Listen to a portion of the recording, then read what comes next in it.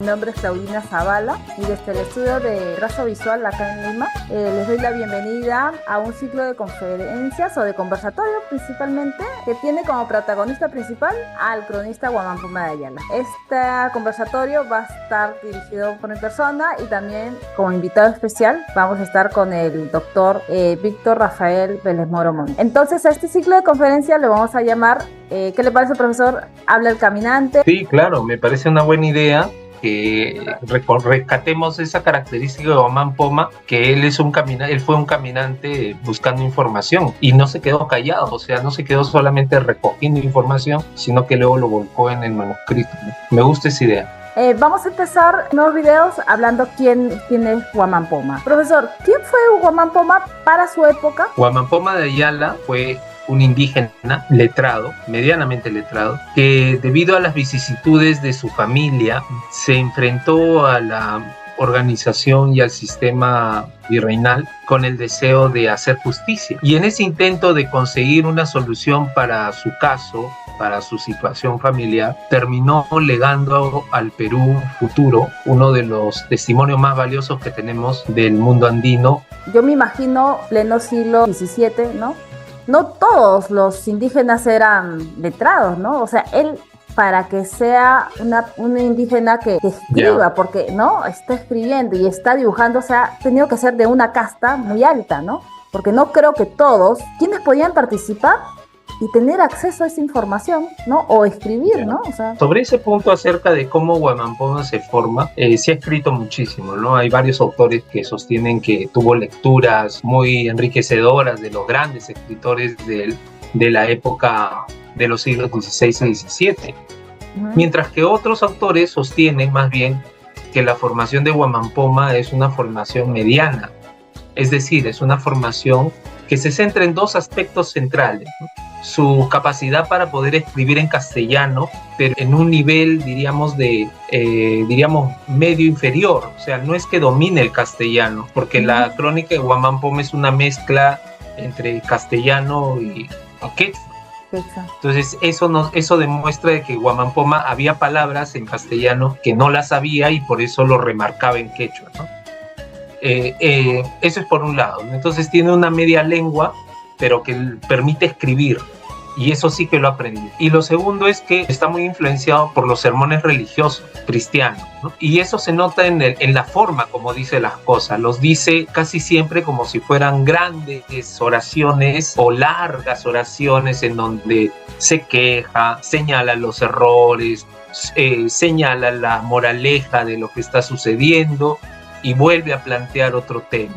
Entonces, en esa estructura, estoy simplificando, Guamán Poma demuestra esa formación que ha tenido de saber captar los sermones religiosos y aprender esa técnica, porque en el fondo es una técnica de cómo pensar. No hay que olvidar una cosa bien importante, que ya desde la época del siglo XVI, estamos hablando de la segunda década de la conquista, cuando se apacigua ya realmente el Perú.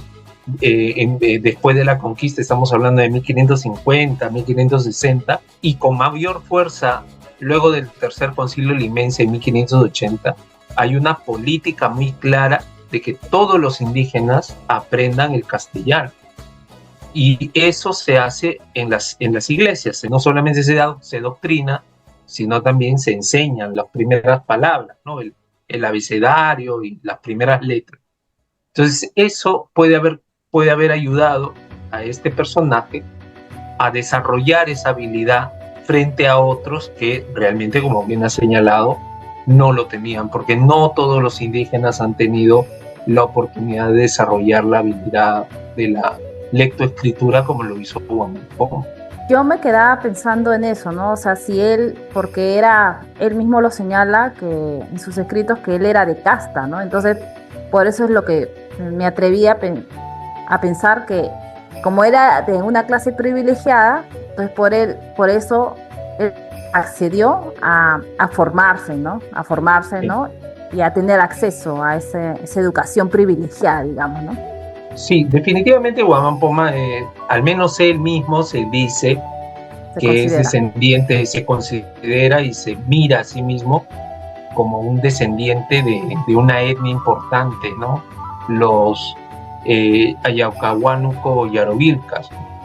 Y él señala que esa etnia era una etnia aliada de los incas y que incluso su propio padre y su abuelo fueron capitanes del Tupac Yupanqui.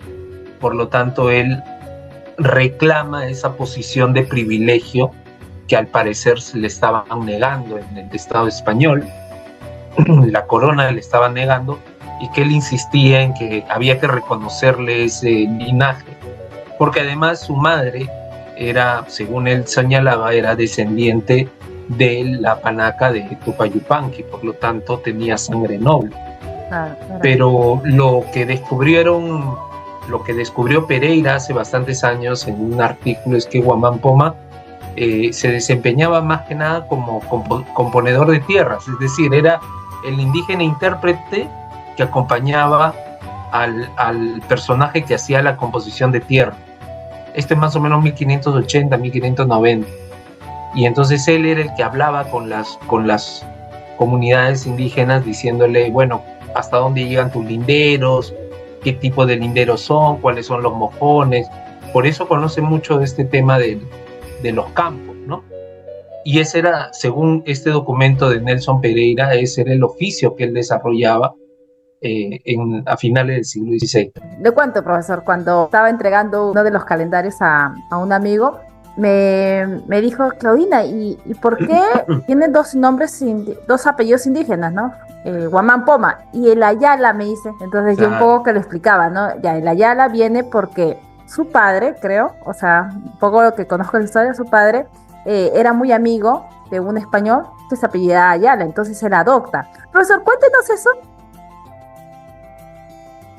Mira, lo de Guamán Poma de Ayala es un término bien bonito de cómo va componiendo su propio apellido este personaje. Guamán Poma mezcla en su apellido lo mítico de lo andino con lo real, vamos a decir, de lo castellano. Él dice que los ayahuahuánucos, ¿no? Yarovilcas, de donde él desciende, se identifican por sus ídolos, y sus ídolos son un guamán y un poma. Pum. Y entonces son esos como dioses tutelares, o podríamos decir sus figuras simbólicas tutelares que él, como su etnia y como príncipe, lo adopta también para su nombre. Pero el Ayala tiene una historia muy bonita porque es un premio que se gana su padre luego de haber salvado la vida a un capitán español en una de las batallas entre los españoles, la batalla de Caquijahuana. Este personaje español se estaba enfrentando ya a la muerte, y una lanza adecuada del padre de Guamán Poma logra salvarlo, ¿no?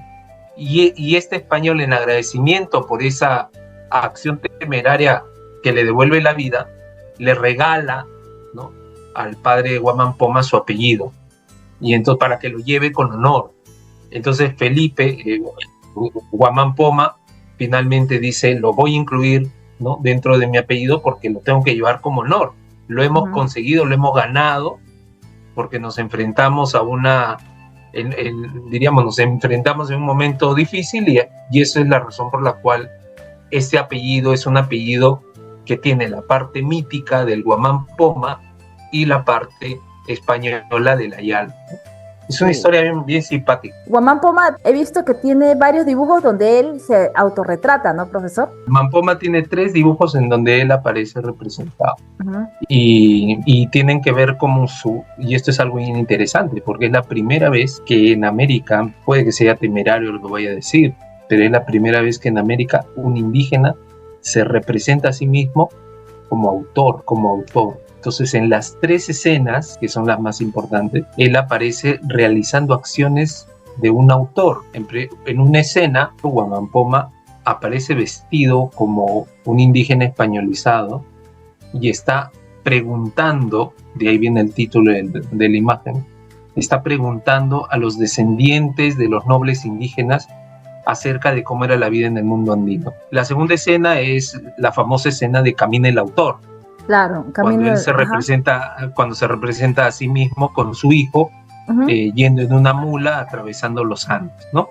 En una idea de que él camina para buscar la información e invierte mucho tiempo, ¿no? Es un pobre que camina contra todo pronóstico buscando la información. Y la tercera escena, que a veces no se representa o se olvida, es la escena en donde él aparece arrodillado presentando de una manera ficcional su obra al rey Felipe III de España. Y no solamente le presenta su obra, que ese es un modelo iconográfico de la época del siglo XV, bien habitual en los libros del siglo XV, donde el autor se representa presentándole la obra a la persona que le va a financiar, sino que aquí Guamán Poma aparece presentándole la obra al rey, a Felipe el III, pero también le dice: pregunte usted, majestad, pregúnteme y yo le respondo, ¿no? En plan, que el rey no tiene mucho conocimiento de lo que pasa en las Indias, y él está dispuesto a ofrecerse como consejero real. Y entonces en esas tres láminas aparece Guamán Poma representándose a sí mismo, y creo que es una de las imágenes más significativas de nuestra historia del arte, ¿no?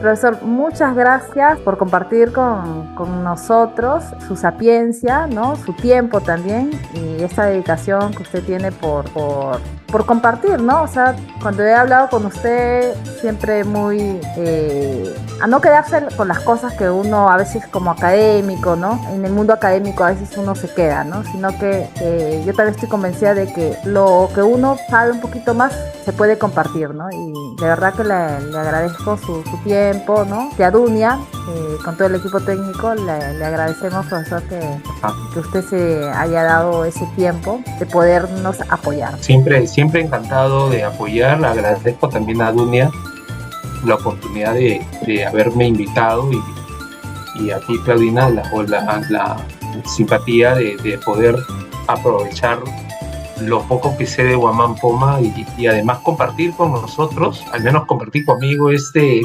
apasionado viaje que significa este personaje, ¿no? Tan importante. Yo creo que hoy día más que nunca el profesor universitario ya no se puede quedar en el aula, porque realmente lo que está pasando en el Perú, lo que está pasando en el mundo, cada vez se hace fuera del aula, y las nuevas tecnologías nos están obligando a los profesores universitarios que no somos especialistas en manejo tecnológico, nos están obligando a tener que llevar el mensaje fuera. Estoy convencido de que la cultura hoy en día tiene que llegar de maneras novedosas que, bueno, tradicionalmente en el aula ya ha quedado superado. Así que nada, muchas gracias, y bien comprometido por continuar, si ustedes lo ven conveniente, con este proyecto que es tan apasionante para mí también. Muchas gracias, profesor. Entonces, bueno, ya saben todos los amigos que les interesa saber un poquito más acerca de la historia del Perú y de este personaje tan querido como es Guamán Poma de Ayala.